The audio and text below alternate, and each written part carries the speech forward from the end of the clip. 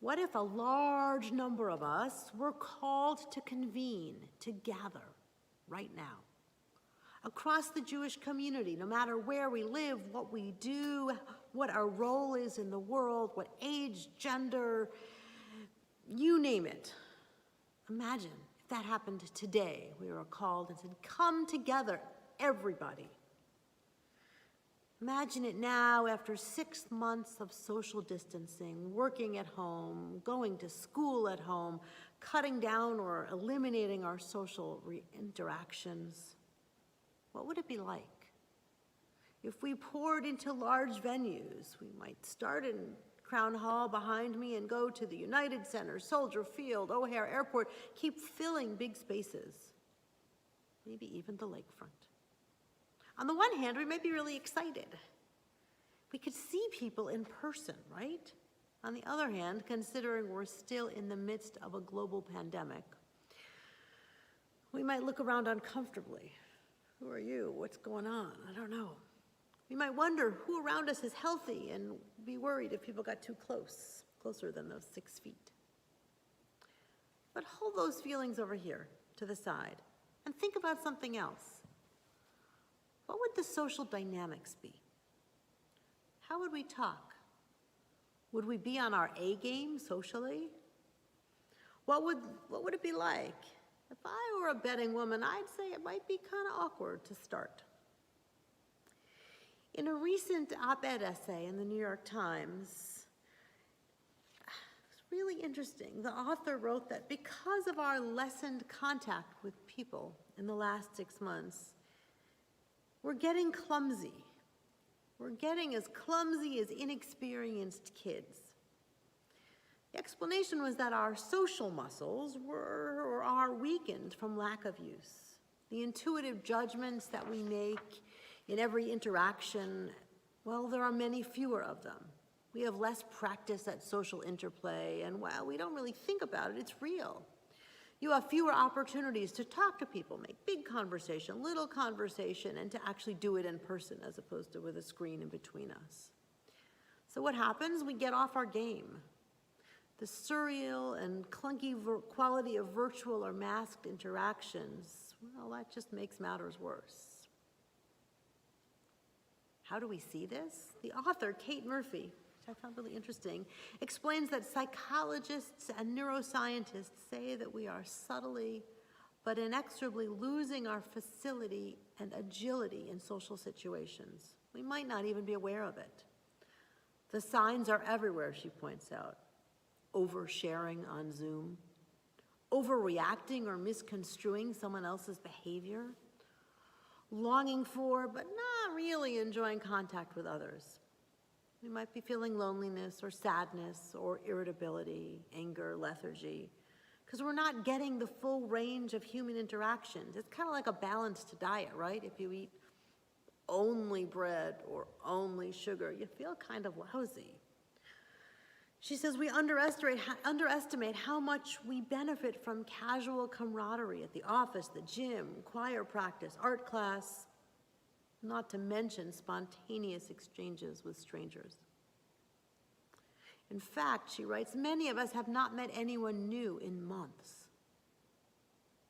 Consequently, we're not benefiting from the daily interactions with individuals out in the world, which gives us a sense of belonging and security. It gives us a feeling that we're part of or have access to a larger community or network. This is explained by Stephen Hoffman, a professor of psychology at Boston University, who writes, social isolation slashes that network. Does this ring familiar? I can get it. So what happens? What do we do? It might be we get a sidelong glance and immediately think that the other person dislikes us. A confusing comment is interpreted as an insult. At the same time, you feel more self-conscious, fearing that any missteps will put you further at risk. As a result, social situations, even a friendly phone call, become something to avoid. People start withdraw, rationalizing, oh, we're too tired, I don't like that person, Or there's something I'd rather watch on Netflix. Who's done that? So here we are, a week before Rosh Hashanah, a week before a holiday in which we gather in large numbers as a community. But of course, we're not gathering in any traditional way. We will gather, though, in what is called together apart, joining as a community for prayer, for study, for shofar. But we won't gather, as you know, in a physical space. We will still, though, be a community, a Jewish people. Interestingly, in Nitzavim, the Torah portion we read this week, and we read on Yom Kippur morning, we see that our ancestors gathered as an entire community to accept the covenant before they entered into the promised land. The whole community, that means the heads of tribes down to the wood choppers and water drawers, old and young, male and female, everyone was gathered to affirm the covenant, to say, yes, I'll do this. Everyone was in. Okay, so big deal, right? Where is that for us today? Well, here's the funny thing, and some of you may recall this. Torah anticipated the question of, well, what's in it for me? Our ancestors are told that the covenant isn't just for them. It's not solely with the folks who stood there that day, Atem Nitzavim Hayom, the folks who stand here today, Torah says. It's also for those who are not there, who are not standing there that day. Huh? The people who overslept? The people who forgot? No. It means those who came after, the generations to follow. It means us. Those two verses of Torah that tell us that it's not just the people who were there, but us too, those two verses of Torah transcend time. They transcend time and they transcend space to bring the entirety of the Jewish people together for the sake of the covenant. Were you and I physically there? Were we at Sinai? Were we on the edge of the promised land? Well, no. But we were there, Jewish tradition says. And so today, we are there too. Think about it. Where does that bring us today? This Rosh Hashanah, are we physically together in the same room, shoulder to shoulder? No. Yom Kippur, neither. But we will be there in that existential, spiritual sense of there. We'll all be in it together. How? You're thinking, what is she talking about? I mean, these high holy days, these days of awe are so different, but they don't keep us from being together. The days are different, this time in our lives, our world is so different, so let's celebrate differently. We can't gather shoulder to shoulder, and we miss seeing so many people. Some of us are sad or lonely or just longing to see the people we love, sit next to the people who spill Rosh Hashanah dinner on us or spill the grape juice or wine. We're not next to them. So what do?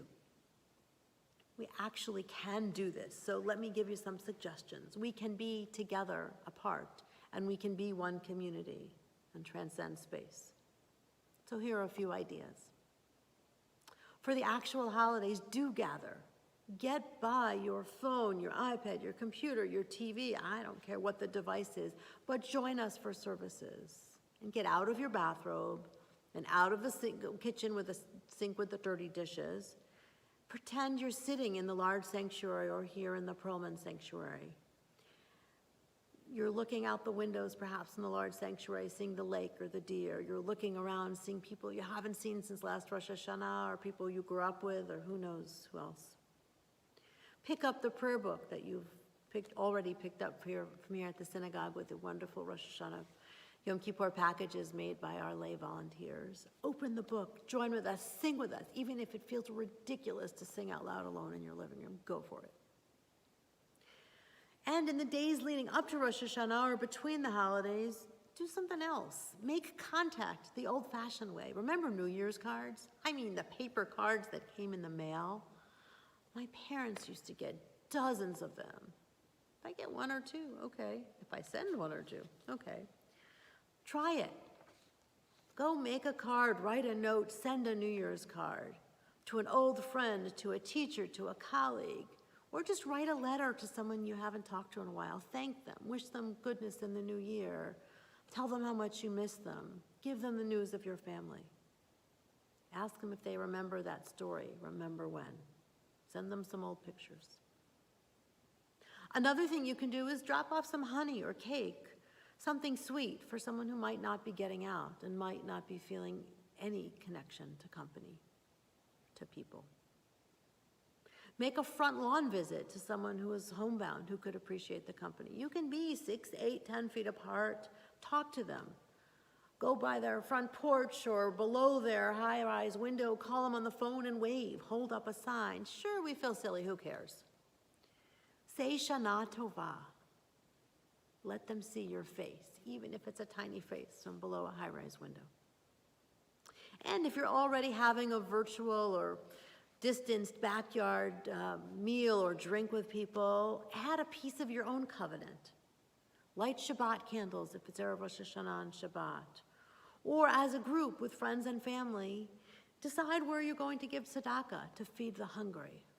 There are a lot of hungry Jews and a lot of hungry people generally in our world. Make a contribution together. And then, of course, there's picking up the phone. Yes, actually talking. Call the cousins, the college roommate, the friend you really miss, the person you're grateful to. Say Shana Tova, say hello. See how they're doing. Or if you're alone, or even with a couple other people, decide you're going to eat your holiday meals with others. Maybe you put the phone on the table, even if that's your cardinal rule not to. Have a phone conversation while you're joining together. Or put the iPad on, see their faces, FaceTime, whatever it is. Talk about what you're eating, or the recipe from Grandma Ruth or Grandma Sadie that you've just made. FaceTime, email, say the blessings together. Be together, apart. And generally, not specific to the holidays, but generally show up. So many of us are doing that already. Funerals, shiva, weddings, bar and bat mitzvah celebrations. We're doing these in incredible ways we never thought of, right? A Zoom funeral at the cemetery, a Zoom shiva where people share memories, streaming into a bar bat mitzvah, to a wedding where the bride and groom are standing in their kitchen, to naming a baby even in the baby's living room with family across the country gathering. Show up as part of the community. Don't dismiss it and say, oh, it's just a Zoom thing. These are, and I will tell you from experience, powerful rituals. And then, of course, let's keep doing these things. Sure, Rosh Hashanah will end and Yom Kippur will end, but we're still a community. We're still a people. And one day, hopefully not too long out, we will gather physically shoulder to shoulder. But meantime, we are together apart as a community. Wherever we are, whatever our age, whatever our role in the community, we are like our ancestors. Atem nitzavim hayom lifnei Adonai Elohechem. We stand here, even if we're sitting, we stand here today before God as a community. So might we be out of practice like that writer wrote about? Might we be awkward? Sure. So what? Let's embrace the rough edges and go to it. Is this year very different? Yes. But so are these days, every day. And so are we. Shabbat Shalom and an early Shana Tova.